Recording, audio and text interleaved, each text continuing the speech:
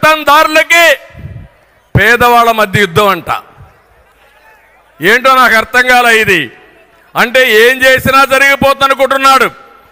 దేశంలోనే ఎక్కువ సంపద ఉండి ఎక్కువ ఆదాయం వచ్చే ముఖ్యమంత్రి జగన్మోహన్ రెడ్డి 510 కోట్ల రూపాయల సంపద.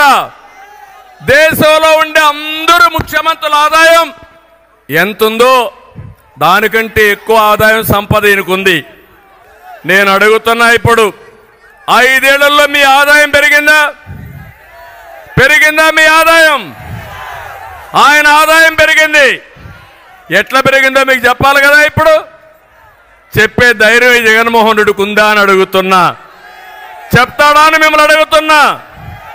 తమ్ముళ్ళు, ఎక్కడ చూసినా దోపిడీ ఇలాంటివన్నీ చేసి ఇష్టానుసారంగా పెంచు